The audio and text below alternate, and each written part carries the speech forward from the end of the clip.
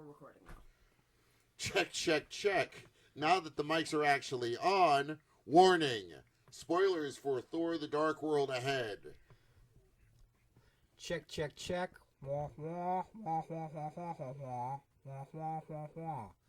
That would have been the first 10 minutes of our show if we hadn't just found out that our mics were not turned on and started recording again.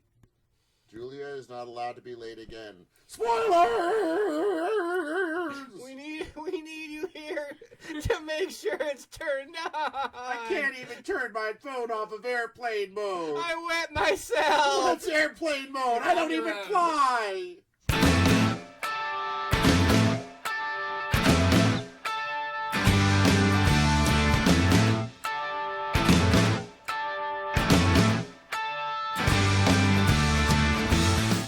Nerd Exchange of Western Pennsylvania is proud to present the Nerd Exchange, a show celebrating the region's contributions to art and culture with the very best in nerdly review and enlightened geek critique. With your host, Tim Sedgwick. That's me, living what we love and learning something cool and new every day. So let's get this game started, shall we? Because this podcast goes up to 11. Sit around and figure out if I'm wasting time. Wait for the sign. It's time to shine, shine, shine. Wait for the sign. It's time to shine, shine, shine.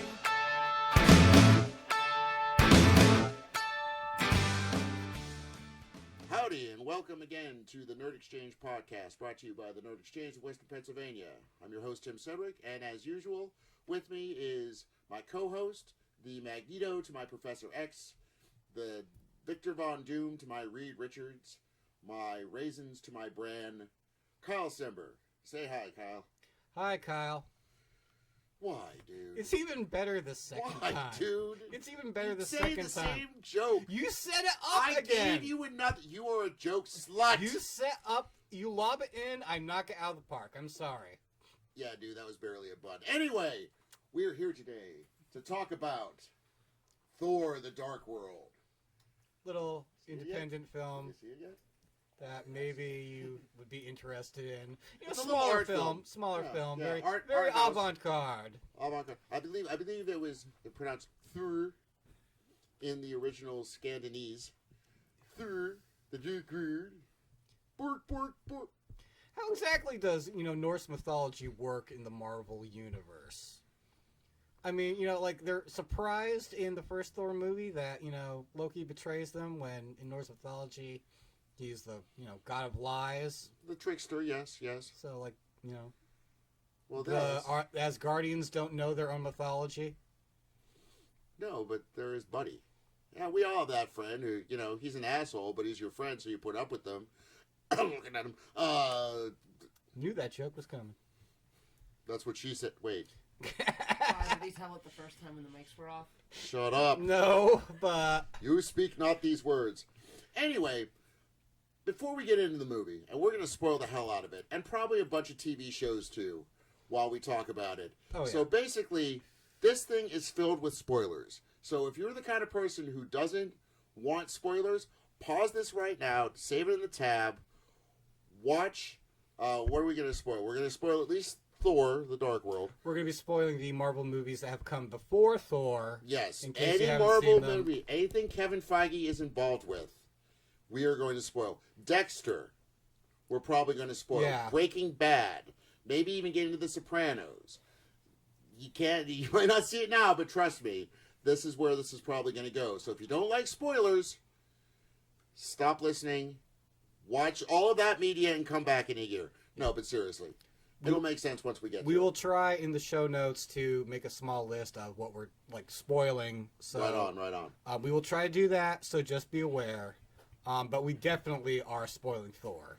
Okay. But how about, before we spoil Thor, Little inside baseball? yeah, little inside baseball. Little inside baseball. A lot of people who shall remain nameless on the internet, who are dumb cunts. Oh, adult language too, by the way. don't have your kids listen to this unless they're like a really, really grown up 13.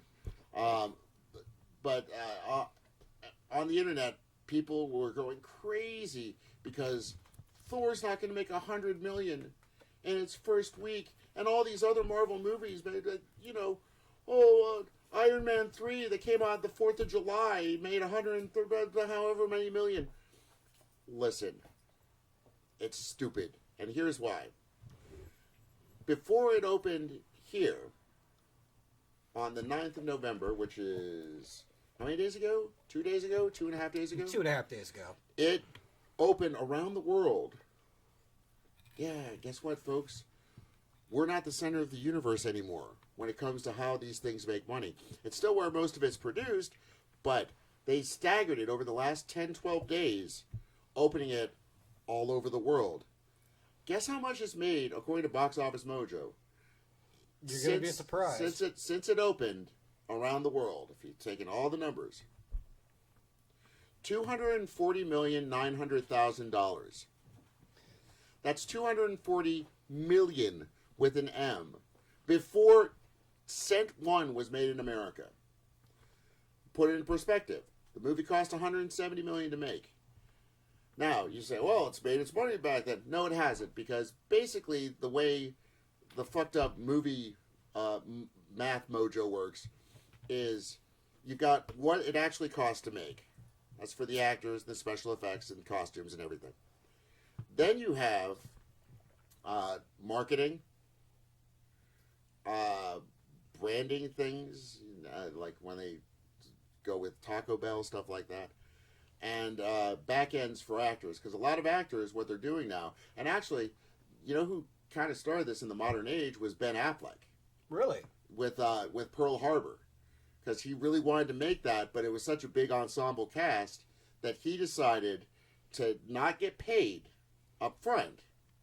But I think he had a substantial, by substantial I mean like 20-22% of the profits of the film, which was profitable. People think it was a bomb, yes, yeah. Oh, but, no, it was not at all. But it was huge. A lot of people say it was a bad movie, and a lot of people equate, it was a bad movie to it was a bomb. So basically, you have to, you'd have to make $340 million worldwide at the box office. Which it's going to do, I think. I definitely think it's going to do that. Let's put it in perspective. For Friday, Saturday, and Sunday, this first opening weekend, in America, it's made $85,737,000 and some change. Which means the grand total is $326 million and some change. So basically, it needs till about Thursday, worldwide, to make its nut back. So, okay, there's made our money back, everything else is gravy. To put it in perspective, another perspective, Ender's Game, which of course has had a lot of controversy, and you know my take on it, and Kyle's and whatnot.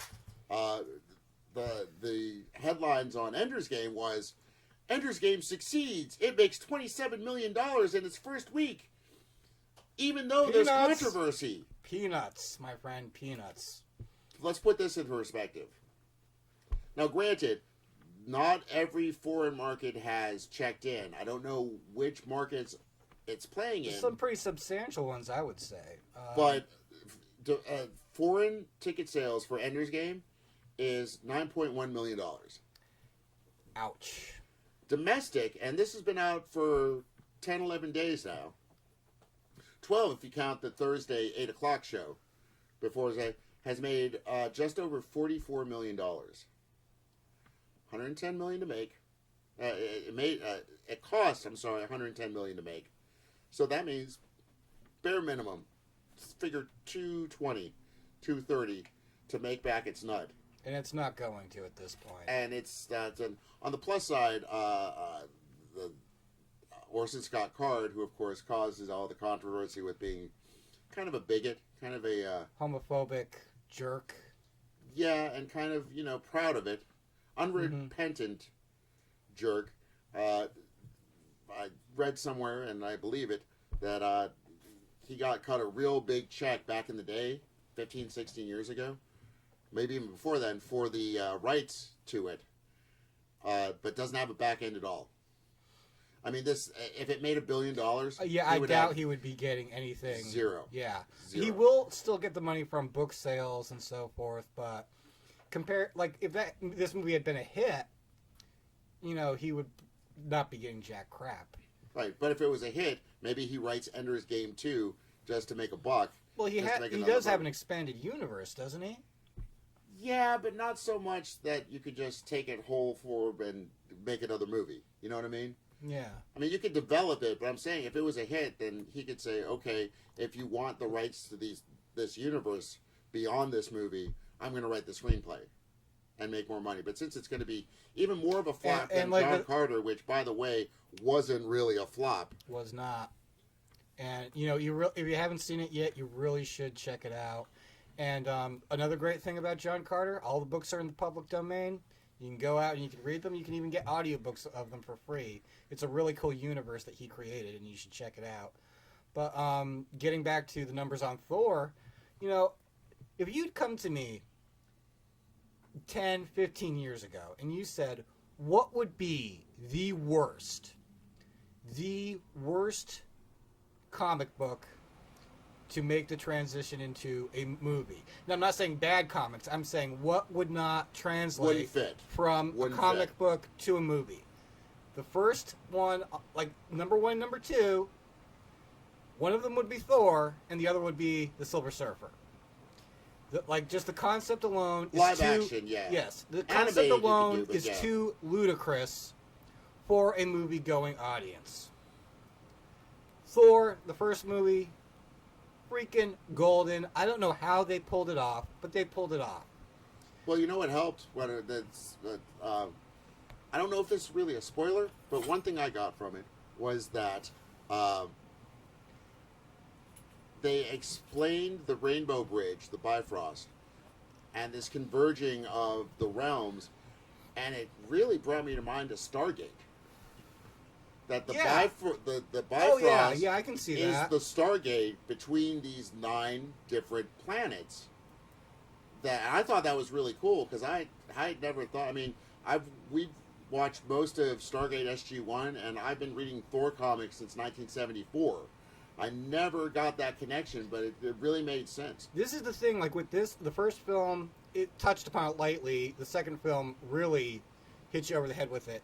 This is more science fiction than it is fantasy or comic book. They're really going more with, they said in the first movie, some people call it magic, you call it technology.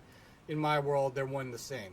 Right. Well, it's not. They don't get ridiculous like you could have gotten with Thor. There was a moment near the beginning of the flick where basically there's laser guns.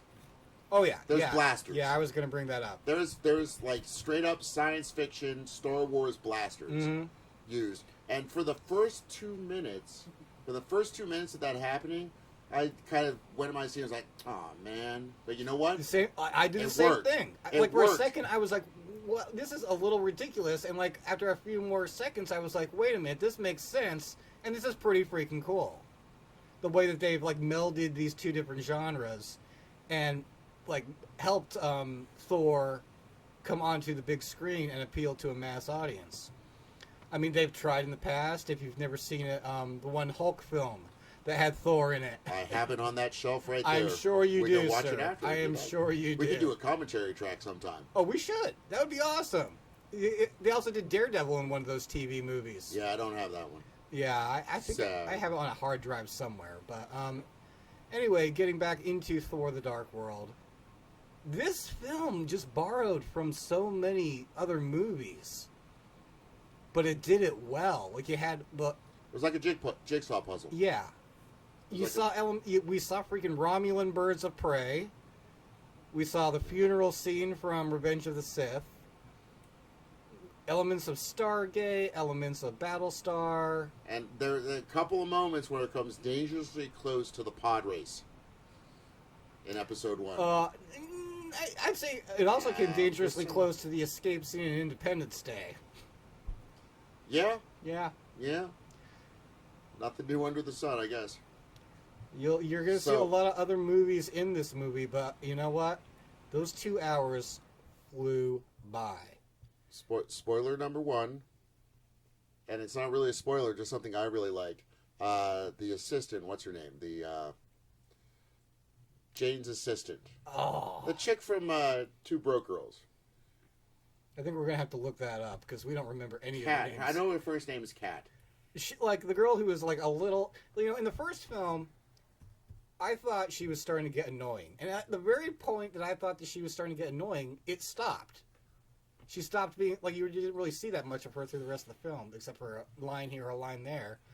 And in this movie, like, she's still in this movie, and she's still doing the same kind of shtick, but it works. The comic relief in this movie really, really worked. It was funny when it was supposed to be. It was dramatic when it was supposed to be. Those 2 hours flew by, and at the end of those 2 hours, I wanted more. And that's the mark of a good film, where you're sitting at the end of it watching those credits, and you wish there was another hour of this film because you want more. Okay, I gotta say this. Eric Selvig, naked at Stonehenge. Did not see that coming.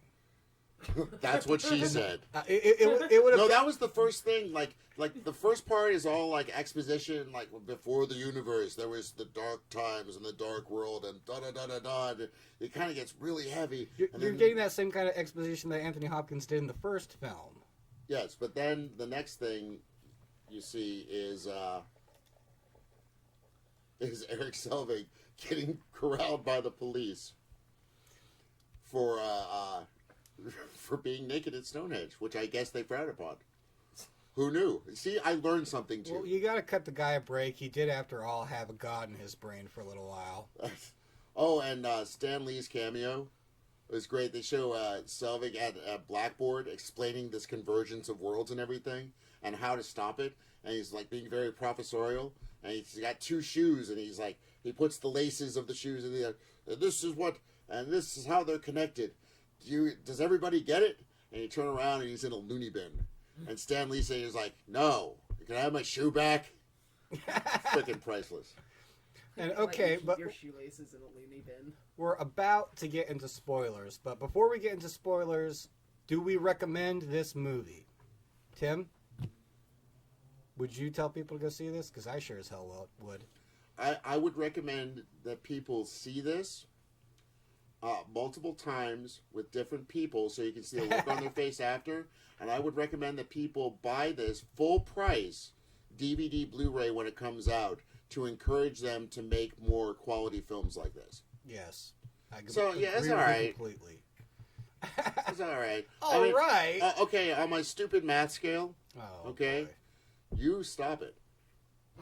I'm going to give it a 9 out of 10 on just the artistry and aesthetics of the filmmaking. Because I do feel there were a couple of times that were a little bit clunky.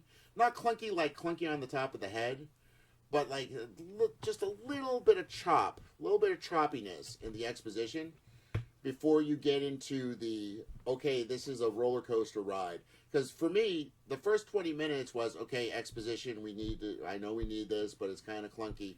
But then, after the exposition is done, and once they actually get into the beat of the story, that's when I didn't even look at my watch. I didn't even look at my phone to see when it was done. So 9 out of 10, and of course 10 out of 10 because I love these kind of movies. So that's 19 out of 20, which is 72 stars, I believe, is the math. And for me, if this is your first time listening, I'm the horror guy. I usually stay in that wheelhouse because for the most part, there's a movie here and there I enjoy, but for the most part, I stick to horror. I freaking love this. I want more of this. I want to go out and buy some Thor comics because I'm interested in this character now. Yeah, I want to learn more about this because I loved it. I went out to New Dimension Comics out in Elwood City for their warehouse sale, where you can go and basically fill a long box for like $225, $250. They've got all this great Bronze Age stuff, not Silver Age so much, not basically 75 and beyond. And Julia's looking at me really mean right now because she couldn't go because she had to work. And I went and I filled a long box, half for her and half for me. And what did I give you, dear? An assload of Thor. That's right. A 54-issue run of Thor from the Bronze Age. Seriously, it was 54 consecutive issues. There were, I think, 2 that were missing from it. Yeah. That is nice. Yeah. And now, I was watching this movie going, I want my Thor comics back. Well, There's you got good- the Thor movie. There's going to be I a got lot. leaves. There's going to be a Well, lot. your aunt has my Thor movie. There's going to be a lot of Actually, she has quills, Majol too. Manor hammers underneath Christmas trees this year. This movie is doing well, and it's doing a hell of a lot better than the original was, which is so rare for a sequel to do better than an original. And Yeah. it's pulling it off. In its Well, thank opening the Avengers weekend, for that, because if it weren't for bored housewives and single secretaries, I mean, that Marvel has admitted this, that the first Thor movie, that the general public knew less about Thor than they did about Iron Man when it first came out, and judging by its numbers, it did all right. It did all right. It was one of the most underachieving of the Phase 1 films. I think, and of course, this is all relative, but we're going to look that up real quick. The computer is slow, so it's going to take a second. Like, I think it did very well in theaters, and it found its life on DVD like a lot of films do. I'm saying it did all right. I'm not saying it was a block. It I'm did not saying 449 million worldwide. How sad of a state of affairs is it when The bar is set so high yeah. because of Iron Man 3 and the Avengers? where you can make $449 million off your movie and it's not considered a blockbuster success. That's the thing. What, you had Iron Man, right? Well, It first did you not had- do- it did first not you do had as the well. Incredible Hulk. Yeah. Then you had Iron Man. Then you had Thor. And people were still like, oh, I don't know about what's People know Hulk, so of course that's going to do a little bit better than other comic book movies. And Iron Man, they were finally able to make Iron Man a household name. I mean, people know who that character is now. They know who all these characters are now, thanks to these films. And I think Thor was probably out of Captain America and Hulk and Iron Man, Thor was the one that had the biggest hurdles to get over to become as popular as those other characters. Now, The this Incredible film, Hulk only made 263 million worldwide. really, And I didn't know that. And I did not know that either. That puts the that's original not Thor... a failure. That's not a failure by any means, but that's not a success either. No, but That's towing the line between. it cost 150 million. It made 263. But it built. It that's the whole point. It built and built and built, and then this will go into the next one, which is Captain America: Winter Soldier. Which, oh my goodness! Like we saw the trailer on the big screen, and it's even more impressive on the big screen. And they also showed us the X-Men trailer, which also looks awesome.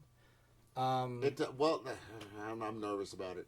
I'm a little nervous too. I'm nervous because by the trailer, it looks like it's going to be either really, really good, or it's really going to bad. just miss by that much. Yeah. You know what I mean? Not like it's going to be awful like the the 90s Fantastic Four movie, but just like It's hard to get more terrible than that, dude. I'm just saying. But when you have the bar set that low, I I was told there'd be no math. I mean, when a movie makes Steel look competent in comparison. Oh my god, I tried. That was on cable a couple weeks ago. Oh god, and I tried. Please tell man. me. Oh, you I tried. tried. Oh, you poor son of a bitch. Here's the thing. I watched The Room without the riff tracks. I've seen it too without the riff tracks. Well, I'll put it this way. Julia made me watch it. I said, okay. And she said, I'm going to play the riff tracks. And I said, no, let me just watch it. I want, And we got about 3/4 of the way through it, and she couldn't take it. And she'd seen the damn thing before. And she was like, oh, also, another plug. That's called bullshit. We made it to the first sex scene, and I gave up. Second sex scene. I thank you very much. There's a new book out called The Disaster Artist. It was written by the guy who plays the girlfriend's lover in The Room. Okay. And it's all about the insanity of filming that movie. I have got to read this. So if you get a chance, pick that up. I'm planning on picking it up because how awesome is that? How could it not be? Well, have you seen a Best Worst Movie? No. It's wait, is that about Troll 2. Troll? Yes, I have. Yeah, that is a very entertaining and it's kind of entertaining and funny, but then like halfway through it, the guy you've been following, who's played the father in Troll 2, you find out he's kind of an asshole to people sometimes, which was kind of upsetting because he'd been so cool up to that point. But you know what? We're getting way too off track. Kat Dennings, by the way, who played Darcy. Now back to the movie. Darcy. Okay, that's her name. Darcy has a much expanded role. And she's better. She's better than she was in the last film, and funnier. Well, the first film, she had like 14 lines in the whole thing. So she's much... And she came dangerously close to Jar Jar territory in terms of obnoxiousness. Dangerously close. What did I tell you about dissing Jar Jar Binks at this table? I am obligated What did I tell by you? law for bringing up how much I hate that guy at least once per episode. And I'm going to stick to that. It's a personal ethics issue. But anyway, back to Darcy. She was definitely expanding this film, but had more of a role. Was way funnier. I think Chris Eccleston was underused. I think the Malkath character, which is the main baddie, was... Could have used a little more of him. But the thing is, if you fleshed him out, it would have made it a 2.5-hour movie, and it would have, instead of waiting 20 to 30 minutes to get into the meat of it that ran so smoothly, you would have had an hour of that. That's it. I'd be interested to see, like, if when they do the Blu-ray, if they do a director's cut that has like there's got 20 more minutes of exposition on him as a character. Because in the movie, it's just basically, we were here first, and we don't like what you've built, so we're going to destroy it and go back to the world that we had before. He's pretty straightforward motivation. Yeah, it's the basic, comic book evil villain wants to rule the world kind of thing, and it was not very inventive, but it was, I thought, it didn't need to be because everything else about the film was so good. And even him as a villain was not bad. It's just we could have used a little more exposition and like a little more seeing why he wants to do this and why he wants to destroy the universe and why he wants to go to war and so on and so forth. But they give you enough. They give you enough to get you by and understand what's going on and still be entertaining in every single frame. There is not a scene in this movie that I thought was not completely necessary. And I think that's impressive. Another thing, when you watch a movie and you think, this should have been cut, this should have been cut. Why are they throwing this in for no reason? Usually whenever I have feelings like that, it's a sci-fi film where they just throw in a subplot or a romantic subplot that doesn't really belong in the rest of the thing. But no, everything here was necessary. All the scientific exposition, all the stuff with the elves, which, by the way, was I the only person thinking Forgotten Realms by the end of that movie with the villain? At what point did he become Drizzt? That's By the end of the movie, he looked like Drizzt. Yeah, well, dark elves. Shall we talk about the deaths? Yeah, let's do. We're definitely getting to spoilers now. This is if you're still listening to this and you haven't seen this movie, unless you're like somewhere where you're not going to be able to see the movie till it's on Netflix. Fine, I'll go. Do you want to go in the other room? I can still hear you in there. Every word. I'd have to leave the apartment. We could. We'll say it real quiet. There's nothing really stunning, I don't think. Well, the spoilers that we're going to get into. I saw coming halfway through the film. They borrowed something from the Avengers, I thought. Oh, I loved it. Because they kill off Thor's mom. Frida.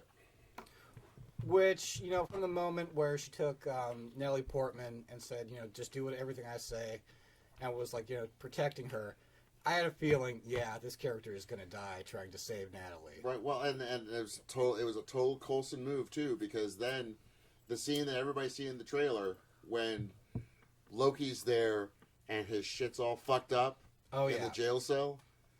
That's where it gets like, okay, I'm gonna trust you because of Mom. Mm-hmm. So you better not be a jerk because I can't tell Mom on you. Was the vibe I got from it, and it was really. I was touched. I was not expecting it at all. Like until like the line before it happened, I was like, what? Oh. She was a great character. She, like, you know, we didn't see very much of her in the last film, but what we did see of her, we definitely got. She definitely conveyed how much she cared about Loki, and how much she cared about Thor. Like she was a very motherly character who.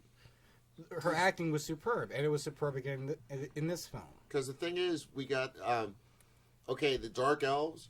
They have a thing called the Cursed One, where basically they give their lives, and then there's like a magic stone they put in them. Then it basically turns them into the Hulk, like an unstoppable, unbeatable. Like you are dead now, you are cursed. You will never ever know any sort of joy again. But this thing kicks some major ass all over the place. I was actually thinking more like a prototype version of the Predator. With the, his horns kind of remind me of the Predator's, mandibles, I guess you would call them. Yeah, but he looked a little too Predator-ish for me. Dude, he knocks Thor's hammers away. Thor throws his hammer at this thing, and he goes, thunk! And Thor goes, Whoa! Yeah. It's that freaking powerful. This thing kicks so much ass. And the thing is, before she dies, Thor's mom is kind of kicking Melga's ass. She can fight. Remember at the end of the first Thor, she was fighting off a bunch of the ice giants too. Mm-hmm. She was kicking ass there too, and she was about to kill him, and then this thing just came up and just. Yeah, but it wasn't a meaningless death. It was not. It was a heroic death, and it needed to be there, and it gives the motivation for. After everything that's happened, Thor actually, having to do this. And having to trust Loki again. And the scene with Loki in the prison after his mother has died. And he has an illusion up, still looking all dapper and cool. And his, room is completely, normal and fancy. And Thor says, drop the illusion, I'm tired of them. And he drops the illusion and you see the entire room is completely destroyed. There's blood all over the place. It's clear that Loki has been tearing shit in that room up because of how outraged and angry he is. And there's another nod to the Avengers, man. It's like, are you ever gonna not fall for that? Yeah. And he finally didn't, and it took his mom dying. It's a punch in the gut, but in a good way. Yeah. In a good, life-affirming way. Awesome comedic scene with Thor and Loki doing some, of his illusionary magic, making himself into first a guard, and then turning Thor into Sif. Did he turn her into? Turn her into Sif. Turned her into Sif. And then Thor's voice comes on like, "Your death will be no less painful if I kill you in this form." But then we get the ultimate, hilarious illusion. Or perhaps one of your new companions, since you like him so much, and they go past another pillar, and it's freaking Captain America. It's like, oh. The suit's not quite to my liking, but it's nice and tight. I feel confident. Shall we debate about justice and truth? He got close to saying the American way, but he didn't get the whole thing out. Well, because that's a DC property. Yeah, but hey, come on, it was a nice nod and wink, wink, nudge, nudge. It was. Because they were afraid to say that in Superman Returns. If you remember, there was a big controversy over that. People were upset because the line is truth, justice, and the American way, and they changed it in the film to truth, justice, and all that stuff, and a lot of people were pissed off. Well, yeah, but it wasn't him saying it. It was just, I think, I'm ashamed to say that I haven't seen it yet. I'm going to buy the DVD, I swear to God. Yeah, you don't really need that it's like an army guy. Mm-hmm. Just like it's an army guy who's like, well, they call him Superman. And I was like, truth, justice, all that jazz. Here's something about the movie that once we get to the climax, it's over pretty quick, and shut up. about the double entendre there. But no, like the meat of the film, the middle of it, isn't like the Avengers. You know, the last 40 minutes of that movie is all just the climactic battle and all that. You don't quite get that with this one, and I don't think it diminishes it, because I think if they would have been self-indulgent and made it a 2.5-hour movie of like Superman and Zod.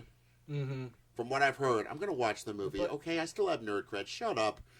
How for 40 minutes they're fighting each other. I think it would have diminished it more if they would have tried to do that with. Yeah, Thor fighting the big bad. Perfect fight, awesome fight, entertaining every step of the way. But yeah, like you said, they didn't draw it out. They didn't take forever with it. They were able to be entertaining without tacking on another 40 minutes to this movie. I mean, the climax is, what would you say, maybe 20 minutes? Maybe. The whole thing, the whole wrap-up. Yeah. But, okay, now we're going to talk about when Loki died. Oh. They did a very good switcheroo with making you think that Loki had betrayed Thor. They got me. They got me, too. They got me, too. But in the big climactic, because we talked about this before we went to the movie, about how the anti-hero, and Loki at the end of the day is the anti-hero who like wants to do right but can't acknowledge that he's doing wrong. And we were talking about different things, and the one thing that bugs me about shows like Breaking Bad, like Dexter, like these anti-heroes who turn out to be just scuzzbuckets who aren't trying to redeem themselves. And the point I made was Tony Soprano, for all of his faults, and he had a lot of them, was at least in therapy to try. He always tried. He kept getting sucked back in, but he kept trying. And the one thing I liked about Loki dying is it's like the old Doctor Who's. If you've ever seen them, one of the tropes that they use is there's always, or almost always, a human who's working with the bad guy, who halfway through realizes he shouldn't be doing that. So he saves everyone and redeems them, and redeems himself, but then dies. He has to die. There has to be a comeuppance to what they had done. A redemption moment. A redemption moment, and when Loki sacrifices himself to save Thor, I got that. I'm really glad they did that, because they totally could have schmucked out on that. They totally could have gone the other way.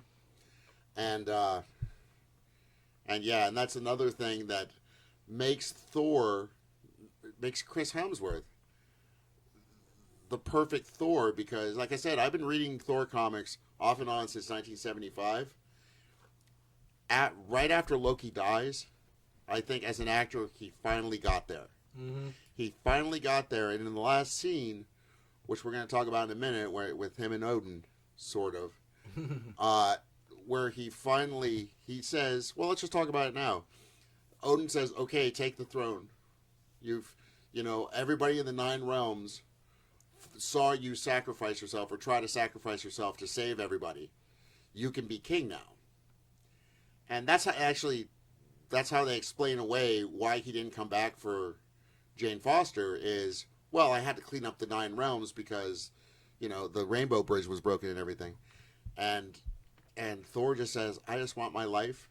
I can't. I'd rather be a good man than a great king, because I see how it changes you, and I can't.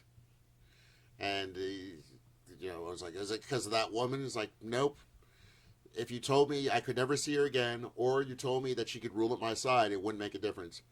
I want to do this to be a good man and to help people.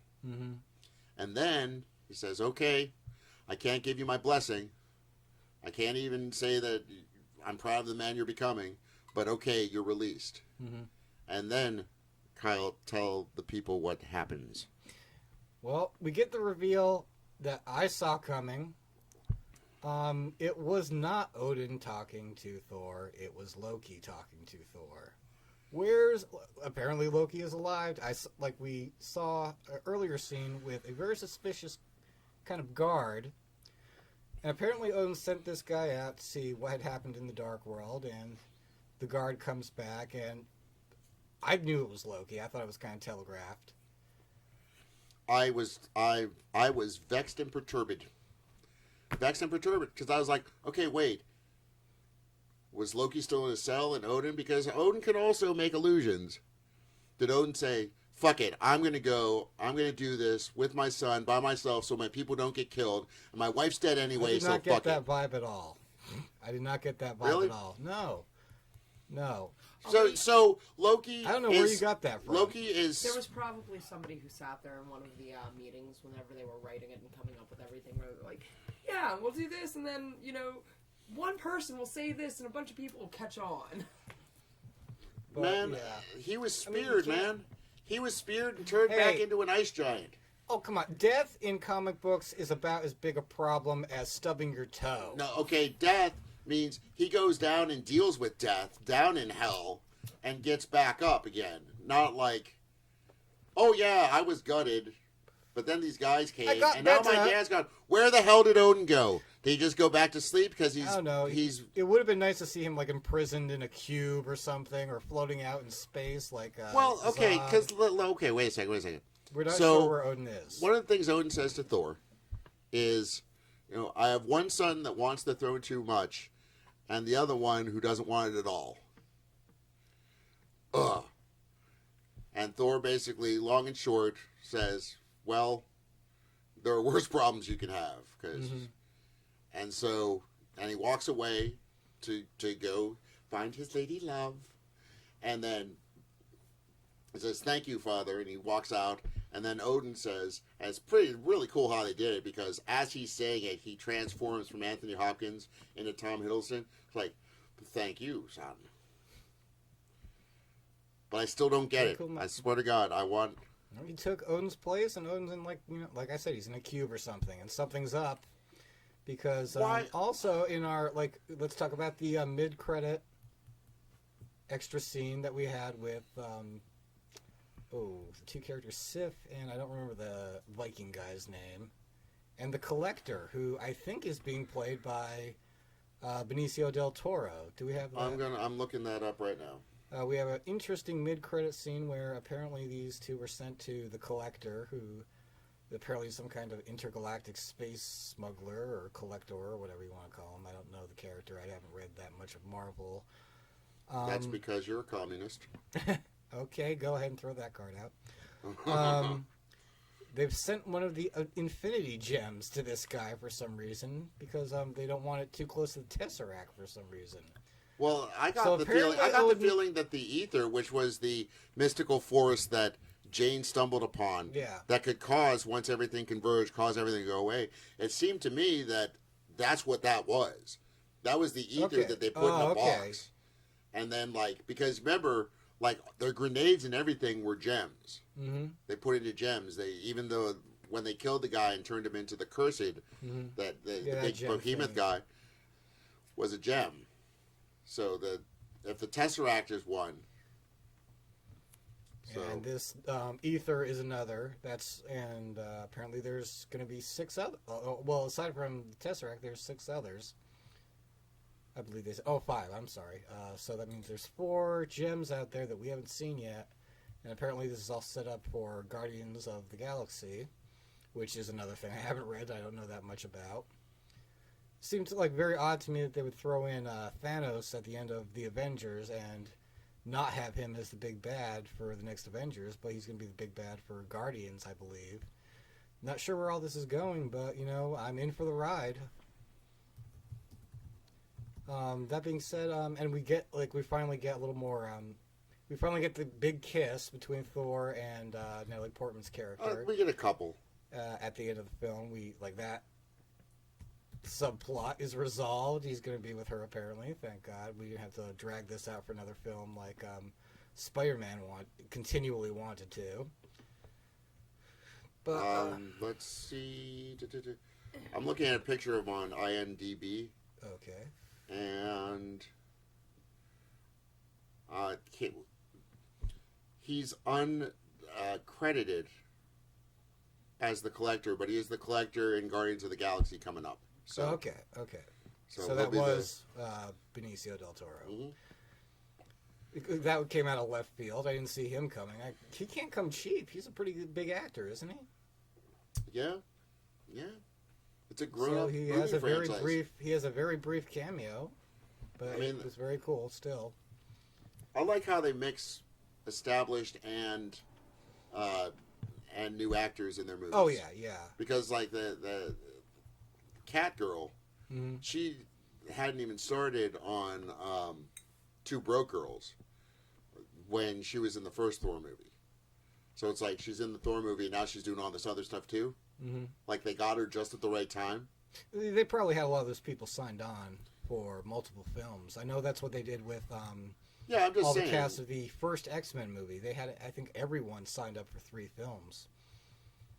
I'm just saying it's nice how they mix them together. Because hell, Thor, his big screen credit before Thor came out was Captain Kirk's dad in the reboot of Star Trek.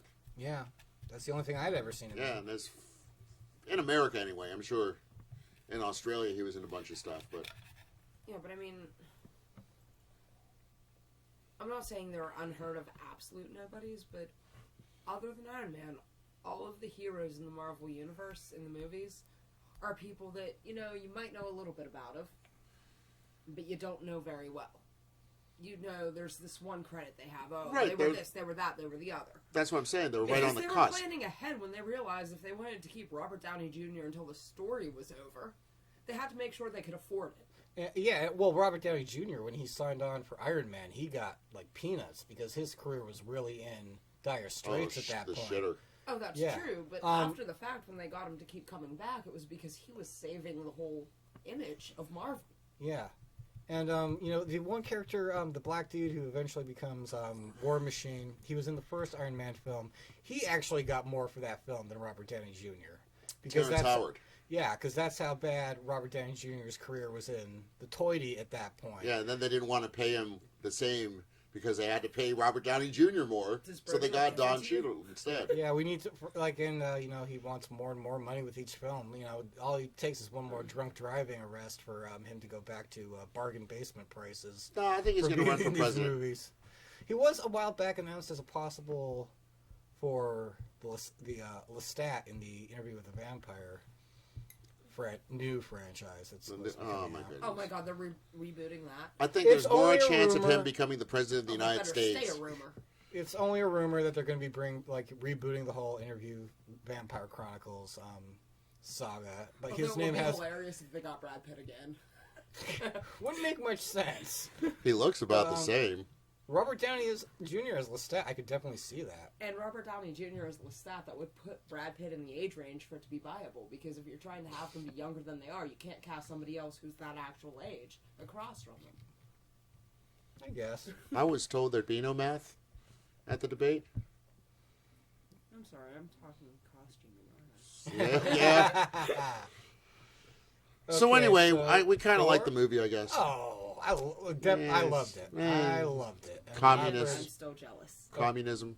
Not afraid to say it. Loved it. And But- I was but very happy. I was very This pleasantly makes surprised. this makes me look forward even more to the Captain America flick, because one thing that I kept just like stabbing in my brain, but in a good way, is they're really getting the flavor of the comic book in a movie. This is which, like you said before, Thor.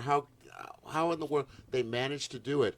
And just looking from the Captain America trailer, it's like, okay, no, I've read a lot of Captain America too, going back in the day. Yeah. They're getting the flavor of that, and they're distinct flavors, so that when they mash them up again, Hawkeye and Black Widow, they haven't really explored them that much. You know what I mean? Yeah, But she's Black Widow. They definitely expanded upon in the Avengers. a little bit, but not as much as they need to make her a viable standalone movie character. They're going to have to do a little more work. That would be very difficult, I imagine. But no, like we're getting the expanded universe. They're really world building with these films. Ant-Man In a did it. world, in a film. I don't think this has ever been done before to the extent this has, where they've created this extensive, expanded universe, and they have all these films that are like tying into one another, like just like comic books.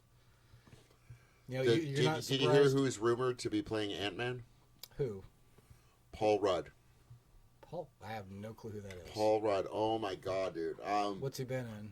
What's he been in? What is he? I recognize. This is 40. Oh, come on. Knocked Up. You ever seen Knocked Up? No. It's not a horror movie. You haven't seen it.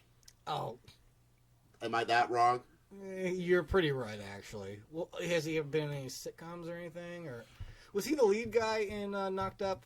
No.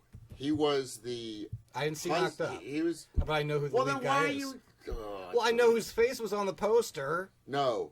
He played the husband of the sister of the girl who was knocked up. Okay, what other crap has he been in? 40-year-old virgin. Don't know. Oh, my God. Do you have a picture?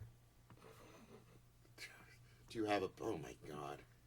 Do you have a picture of Paul Rudd, handy? I in do, your in my wallet? wallet. Hold on, Yeah. let me get it out. Wait, you don't have a picture of me in your wallet? I got a picture of you, too. This is Paul Rudd we're talking about, who apparently is No. important. He plays a really good prick, is what I'm trying to tell you. And there's a great movie. I can't remember the name of the movie. Hold on.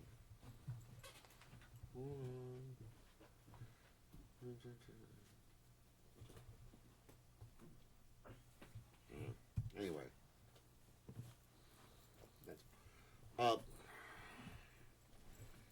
shit, what's the name of the movie? It's...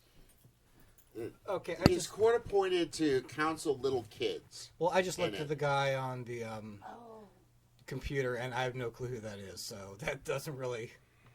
I have no opinion, and I really don't care about Ant-Man. I still can't believe they're doing. Shut your whore mouth. Why are they doing Ant-Man? There are so many Because other Hank characters. Pym is one of the most pivotal characters in the Avengers. Because he's the one superhero that's a scientific superhero who's like Tony Stark but poor and greedy. Because he doesn't have money and none of his inventions never make him any money. So he gets really bitter and he kills a guy and goes to jail for it. Okay. If you get your head out of your DC ass, you would know these important things. Don't look at me when you say DC ass. I'm an image I'm guy. crying out loud. I've been out of the game for decades. Well, we gotta get you back into the game, yo. And even when I was in the game, I didn't give a crap about Ant-Man. I mean, there are so many other characters from that universe they could be doing, for Pete's sake. Well, here's the thing. Where's for Age of Ultron, they're having Tony Stark having built Ultron. But the fact is, Henry Pym in the comics is the one who built Ultron. Well, I've seen the because animated he wanted series. to make money off of it, which is why it goes out of control, because he's trying to save his profit margin. Like, no, I can fix this and still make money. Yeah. But there are so many other characters. For crying out loud. Doctor Strange. Black Panther. Black Panther, I'll give you, but the thing is, Scarlet Witch. they're starting with the technology-based heroes. All these characters, except for Thor, are technology-based. Super Soldier Serum, Hulk, Gamma radiation. Captain America. No, but in the reboot, he took the Super Soldier Serum that they were trying to synthesize from Captain America's blood, added gamma radiation to it, and that's what made him the Hulk. Mm-hmm. Captain America, Super Serum. Tony Stark, armor. And also the Extremis virus. They're all like science gone amok. The thing with the reason why you're not going to have your Doctor Stranges and your Black Panthers and your Ghost Riders, if they bring them back, is because those are all magic-based characters. Well, they were able to make magic work in Thor, so why But not? is it not? It's not magic, though. Well, they could It's do the science. same thing with Doctor Strange. Make Oh, Doctor sure. Strange. Sorcerer Supreme and Dormammu. Yeah. The head demon of hell. Sure, we can make it. I'm just saying that they're going to have to wait till at least Phase 3 for that, because once everybody is comfortable with the Avengers as they sit, what I think they're going to do is then they're going to bring Black Panther, they're going to bring Doctor Strange, they're going to bring Ghost Rider back, and they're going to bring in the Punisher. And I think those people. I know the Punisher's not magic based, but I think those people are then going to become the Defenders. Because Doctor Strange, Okay, I'm not familiar with the Defenders. He's been in the Defenders and the Avengers. In the comic books, the Avengers back in the day, at least in the Bronze Age that I'm really familiar with, and I think in the Silver Age too, they were pretty much a permanent team, but they were movable. People could leave and go, but like they had a mansion, they got a salary from the government. Like Spider-Man applied to be an Avenger in the 70s because he needed money. I want to say it was like $215 a week. Excuse my sneezing. That was a lot of money back then, kids. Right, especially when you're like, you know, getting paid $20 a picture of Spider-Man. And they were kind of like, no, you're greedy. We don't do this for money. It's like, pretty much everyone has been. Well, I need money. Yeah, pretty much everyone is from the Marvel universe has been in the Avengers at some point. But they do that, and actually, the Falcon is forced into the Avengers by the government. The government kicked out one of the Avengers. Said, no, you need a black guy. They affirmative action the Avengers in the 70s. You're kidding me. That's what they did. What, wasn't Black Panther already in? No. When did Black Panther No, join? well, Black Panther came in and out, okay. But at this point in time, it was all, you know, like mostly white guys, a couple of white girls, and then the Vision, who's a synthezoid. And the government came in, and an agent from S.H.I.E.L.D. basically came in and was like, yeah, you got to go. Oh, I got to read this issue. I can't remember. It's escaping me who got kicked out. Anybody, if you know, the nerdexchange@gmail.com, let us know, please. They kicked him out and affirmative action their ass. The Defenders, on the other hand, were a more flowing, movable cast. You know, you had Doctor Strange, who was basically the head of it. The Beast was in it. Angel every once in a while. They kind of mixed and matched from the X-Men and the Avengers and made the Defenders. It was kind of their bridge, if you will, into the thing. And I think if they go that route with Phase 3 and Phase 4, you get the Defenders going, then all of a sudden, well, hey, if this actor can't do it this time, we'll just bring in a different hero. And it's a little bit easier to do that with the Defenders than with the Avengers, which is a bit of a more permanent team. I can't believe that you don't know who Paul Rudd is. I mean, really, dude. How can you not know who Paul Rudd is? That's crazy. And we're back to Paul Rudd again. But yeah, I can, like, with expanding the universe, yeah, you can have heroes drop in and out. So I think that's why they're introducing so many characters in these films. And so that DC, they could possibly show up elsewhere. Warner Brothers and DC have to get on the bandwagon, man.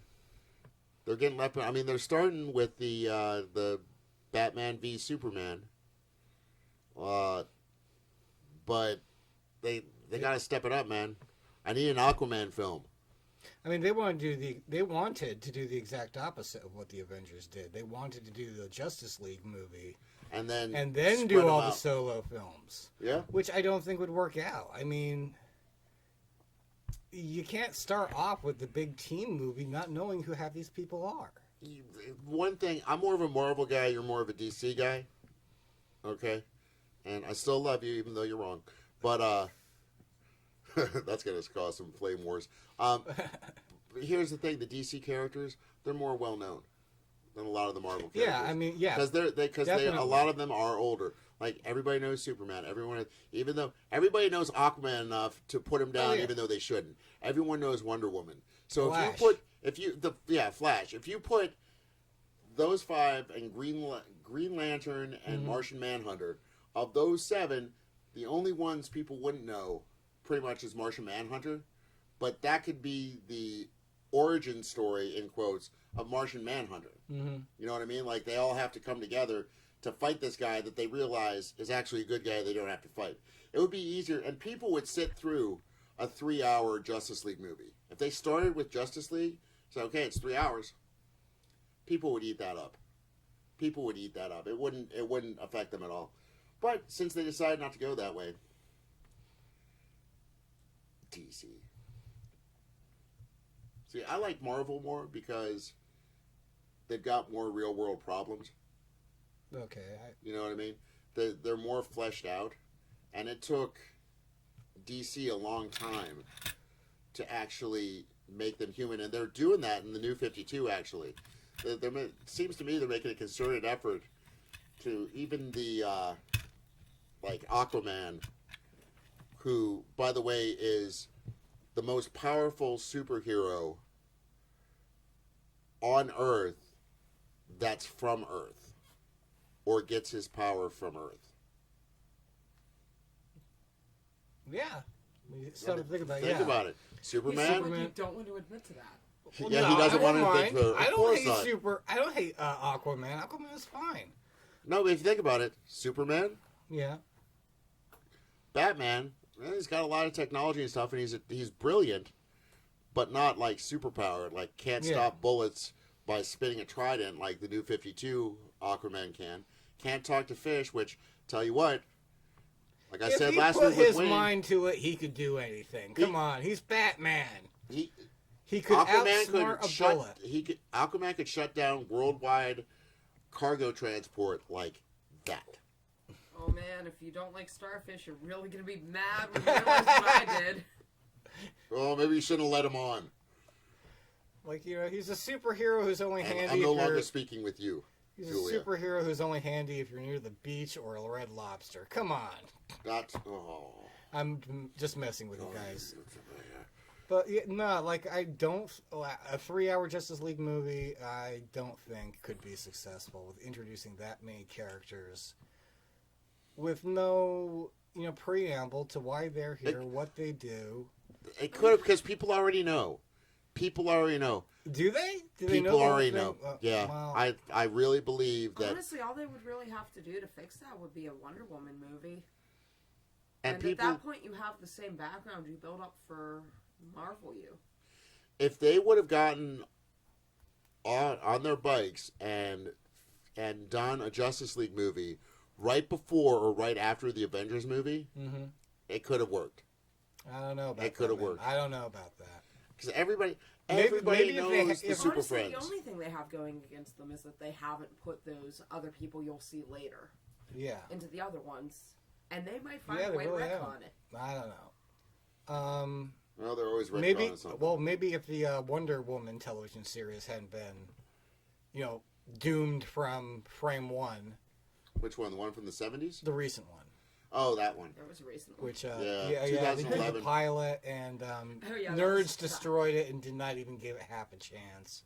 And it could have Well, been awesome, but it got ripped apart pretty much just because of the costume and because of a few stills on the internet. You can't tell dick from that. Wait till you actually see the series before you start tearing it a new one. But, yeah, if that had taken off, I could see them working with a Justice League movie, because you got the whole eternity of Batman, Superman, and Wonder Woman Holy crap. We interrupt this podcast for breaking news. already. Stitcher Radio mentioned us on Twitter. All right. Cool shit. At Nerd Exchange. Welcome to at Stitcher. Listen to Nerd Exchange podcast here. And a link. All right. Yeah. Told you. I'm sorry to interrupt your... Oh, yeah. Moving on Move. up. I'm dancing To like the a white east guy, side. which means I'm not dancing. You finally got Well, a piece all of the pie. Okay, well, we're going to Moving edit that on out. up. Okay, that's enough of that. But hey, folks, you can now catch us on Stitcher, apparently, which is pretty right. awesome. We're getting on more and more platforms, and soon we'll get advertising, and We're working hopefully, and hopefully we'll start getting like advanced copies of movies, so we can give you non-spoilerific reviews of things before they come out. Speaking of that, since we can only review things that we've seen, what have you been watching? Well, I finally saw Iron Man 3. I enjoyed it. I liked the first two movies. I like this movie. I think a little bit more than I like the first two movies. Maybe a little bit more. Really? Yeah. Had a lot of There were interesting. more suits of armor. Not a huge fan of the ending. Not a huge fan of the ending. And in case you haven't seen it, spoiler alert. Everything here Iron is Man spoiled. quits. That kind of miffed me a little. But he becomes Tony Stark, like it says. Tony Stark. Yeah. will return. At the very end, there's And a the- thing and- comes up on the screen, and like, really, he's gonna return? Listen, Like you were saying, he's gonna be the inventor of Ultron. Maybe that's what forces him to return, because he's been playing with robots in that film. here's He's the got thing. all those extra suits that now have artificial then- intelligence. In the comics, War Machine becomes Iron Man for a great many years because Tony Stark basically becomes a stumbled down alcoholic. And he has to quit being Iron Man because he's like, I can't be drunk and going around this time. Here, you be Iron Man. Now, granted, in the comic books, it was 15 years of Iron Man as Tony Stark's bodyguard. Whereas, of course, in the movies, at the end of the first movie, they skipped like 10 years of comic book continuity. He was like, yeah, I'm Iron Man. But, like, he admits he's Iron Man, and then he has to quit because he's a drunk, and he gives it to Rhodey. So you could totally have Tony Stark in there, still funding it, still, the Stark building is still the Avengers Tower, but Don Cheadle would be Iron Man. And that's the nice thing about the suit is that other people can do the work as Iron Man, do the heavy lifting, as it were. Yeah, but as far as movies go, can a non Robert Downey Jr. Iron Man be pulled off in Avengers 2? Do you think? Marvel's getting No, pretty just- good at getting us to accept things. This They- is true. This is very They know true. how to make it work. Yeah. Not just. I mean, it's they were- not that they're shoving it down people's throats, but they know how to make you accept something you don't think you're necessarily going to accept as a fan of the source material. Yes, and from a just general audience, who don't know the history of these characters, you're asking them to suspend a lot of disbelief, and they succeed with Thor, for crying out loud, which I never would have seen in a million years. Plus They pulled it off. Plus the fact that, Robert Downey Jr., as I understand it, is going to be at least in Avengers 2. Like, they've got him at least through Avengers 2, which I believe is the end of Phase 2 / beginning of Phase 3. So, and eventually they'll recast him, because guess what? They're going to make these movies as long as they make money, and they're going to keep And making money then- for another 30 years. Yeah, and then they'll just reboot the whole damn thing. The same Spider-Man. Anyway, let me hear, this is what I've been watching. I wasn't finished. I was What? not finished. I finally saw Man of Steel. All right. I don't understand where all the hate's coming from. Kevin Costner was terrible. I hated Jonathan Kent, I believe his name is. I hated that character. That character was really poorly thought out, and I mean, for crying out loud, you got a kid who can lift a school bus, and you don't want him doing crap like that because it may expose him. Hide. I mean, Well, he can save lives, he can save the world, and you're telling him, no, keep this a secret. have you seen E.T.? Yes, I've seen E.T. Okay, middle of E.T., that's all I'm going to say. For When the crying, guys with guns and hazmat suits show up. what does Superman have to worry about from the government? What? Wow, holy crap. Have you... They don't. They Holy can't- crap. Flashpoint Paradox. Did not read it. Okay. I'll buy it on demand so you can watch it. That's basic storyline. Here's the basic storyline. The Flash ends up saving his mom, who died when he was a kid. Okay, I know I Changes- read the comics of that. Yeah. Yeah, Flashpoint. Kal-El in that? The Flashpoint Paradox? well, Kal-El? He's in a. Skinny little guy because the government found him and not the Kents. They basically figured out that kryptonite could keep him and been doing genetic experiments on him. Yeah, but this Since he Man was of a little Steel, kid? this Man of Steel film is not taking place in a comic book universe. It's taking place in a world very I'm similar talking to about ours. the point of view of Jonathan Kent that doesn't want his kid to be dissected by the government. Okay. I'm just saying I can understand his point of view in the abstract, because like I said, Well, I personally cannot, and I really thought I did not like the character, and I did not give a crap when he died. In fact, once he died, it was kind of a relief because then Superman could go up and be Superman. Be a hobo for 10 years? Yeah, well, he Sling helped beers people up at in least. Alaska? He helped I've people at listened, least. I've listened to enough reviews of this that I know everything that happens in the movie, even though I haven't seen it. And I was Thanks, internets. I was really disappointed though, when they said that they'd found an alien craft in Antarctica. I really wanted, Kurt Russell to show up to fight whatever alien was in there, and Wilford Brimley to go nuts. You can't write that kind of check and not cash it. I'm gonna give you some We need Kryptonian diabetes. We need a Superman Thing crossover. Come on, make that happen, people. But yeah, I did not think it was terrible. I enjoyed it. I think it's like a 7 out of 10. Either like a low 7 or a high 6. So that's what I've been watching, and I've been playing a lot Yes, of. but what is your metric on the other 3 scales from 1 to 10 that you divide by 6? Oh, thank you so very much, comic book guy. But what I've been playing a lot of Call of Duty Black Ops 2. Most of you out there have probably been playing Call of Duty Ghosts, but I'm poor, so I've been playing that one. And I've been playing Team Fortress. And if you want to play with me, follow the links on the Nerd Exchange to my Steam profile, and we'll kill some zombies or something together. But that's what I've been doing. What have you been doing there, Tim? Well, let me tell you, some of the things I've been watching, some of the things that I think that our listeners would enjoy. There's a wonderful program from BBC America called In the Flesh. Okay. It's a 3-parter, total of 6 hours. It's like a mini-series, but they are expanding it into a full series.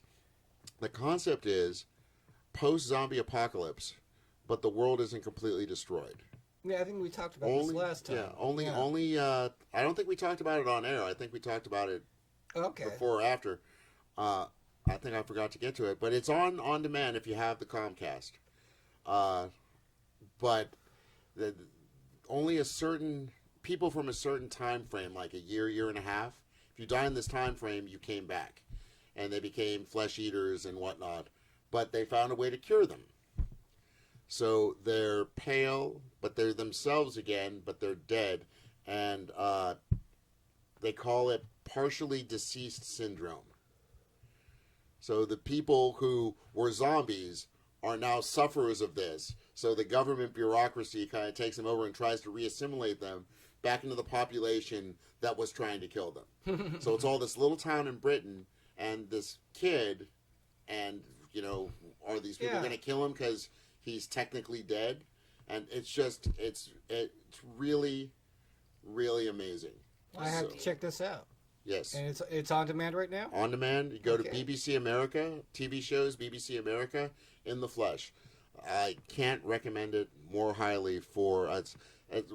On Facebook, after I watched it, I said, this is better than Doctor Who. And one of my friends on the interwebs was like, how dare you, sir?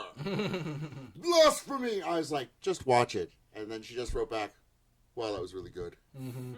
And the argument stopped. There was no more argument about it. No more. I mean, it's not better than Doctor Who because it's apples and oranges. Yeah, it's but, two completely different genres. Or apples and guacamole or whatever. Yeah.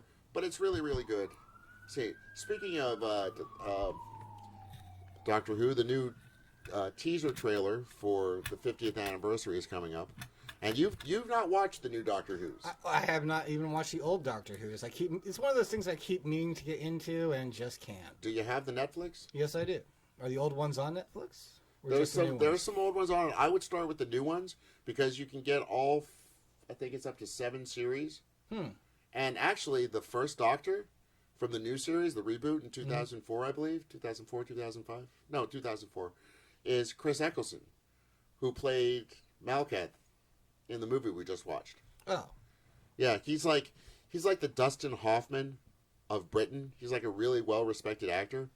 So when they got him to play it for the first season, it was kind of like, oh, they're bringing Doctor Who back. I'm going to watch it. Like, whoa, they got him? They got that guy to do it? And he would only do 1 season, though. Like, they invited him to do the 50th anniversary, and he was kind about it, as British people usually are, but he basically said to him, what fucking part of 1 year do you not understand? I said I would do it for 1 season. I did it for 1 season. Stop calling, please. Please and thank you. He's done with the role. He doesn't want to do anything. But really, That he makes me sets a the little tone. sad, though. That he was really just about the contract. The, yeah, I'll save your asses. It wasn't that. It wasn't that. It wasn't like he said, listen, these characters change. The actor changes. Said, I will do one season to get your continuity from the TV movie in '96 to whoever you do. But the guy's working movies, all that he probably lost $20 to $30 million for doing that 1 year, because this is the kind of guy who. So how many euros was it's 12, 12.8. No, the How guy. many pence is The that? guy works all the time. Right. The guy works in film all the time, and he gets paid. So for him to do that, for the money that they were able to pay him, because remember, this wasn't regular BBC. This is BBC Wales. This is the equivalent of the WB back in the day, bringing it back. So they could not pay him a whole lot of money. So he did it. So yeah, he did kind of. I amend my statement. Yeah, he did go, okay, I'll pull your shit out of the fire, and did an excellent job. I have it on DVD. It's at work right now. But if I you know, want I to borrow the appreciate DVD, every episode he was Is it on Netflix? it is. Oh, well, maybe I'll check out a couple episodes. Okay. And I can get back to you next week about how much I didn't like them. You'd be like, I'm I watched joking. 2.5 episodes and this is stupid. In the meantime, I'll research other episodes where you should probably start instead, just in case. No, it's fine. Now, who had the time traveling telephone booth first? Bill and Ted or Doctor Who? Well, let's see. Doctor Who started it in 1963. And when did Bill and Ted come out? Like what? 1987? I'm gonna have to look that up. I'm pretty sure it came out in the 40s. Bill and Ted? I will punch you in your whore mouth. Yeah, You will like it. The BBC used their time travel to go back and like rip off Bill and Ted before they could be the first ones. Well, now you're just being okay, silly. yeah. I'm getting punchy, so maybe we should start wrapping up. Nope. We Oh, have we are 47 more minutes to go because I want to talk about comic books real quick. If you haven't been reading the new Hawkeye, read the new Hawkeye. The first trade paperback came out. It's got the first 10 issues in it. It's fucking amazing. Just trust me. Just do it. Wayne recommended it to me. I'm recommending it to you. Do this! What else? Next week we'll talk some Star Wars news. They're starting to cast it, or at least they're starting to put out what exactly they're trying to cast, so we can figure out what storyline they're going to go with. Whether they're going to do one of the novels, or maybe I doubt that. I highly doubt that. That's why we look things up, and that's why Okay. we discuss things. Okay. And if anybody, please check us out on Stitcher. I'll be putting the links everywhere once I figure out how to do them, because you know me in technology. This computer is so old and slow. It has an 8-track ROM, and It takes 30 minutes to boot up Tetris. Your girlfriend will be putting them everywhere. oh yeah, Probably tomorrow. Can you make my phone not be bad? Anyway, This is the extent of his technological. I just learned before I met Julia. This funny thing, Heidi McDonald, who is going to be one of our guests in the upcoming weeks from Shell Games, is said, "Wow, you run the Nerd Exchange and you don't know this." Before I met her, I didn't know how to right click. You silly man. Like anything. Think about it, folks. This is the level of technological stupidity you're dealing with. Like, when I first met her, we first started dating, I wanted to move a picture. I wanted to save a picture so that I could put it as my new Facebook profile. I was like, how do you do this? And she was like, oh, is your computer messed up? It's like, I want this to go there. It's like, have you tried right-clicking? So now, of course, every time I do something stupid, she just looks at me and goes, did you try right-clicking? Because silly man. I'm dumb. But anyway, we're going to wrap this up. Next week, we're going to be sitting down with Mikey Wood, who is the founder and president of Space Monkey Comics. And we're we're going to argue about a bunch of stuff like this and have a good time doing it. Until then, for the Nerd Exchange podcast, I'm Tim Sedgwick. I'm Kyle Everett Sember. And live what you love and learn something new every day. We'll see you next time. Out. Hey, folks, thanks again for listening. Don't forget to follow us on Twitter. It's at Nerd Exchange. Like us on Facebook, the Nerd Exchange Podcast. And also join the group, Nerd Exchange of Western Pennsylvania. And if you have an idea for a segment, thinks we got something wrong, or just want to suggest a guest, it's the nerdexchange@gmail.com. That's the Nerd Exchange, one big long word, @gmail.com. Thanks again for listening. Don't forget, live what you love and learn something new every day. As I sit in the back with my crown, bitches get down like bitches get down. Motherfuck you, Mr. Underground. As I sit in the back with my crown, bitches get down like bitches get down. Motherfuck you, Mr. Underground. This is the mother best song ever. If I have words, it would be even better. This is a jam to make your day sunny.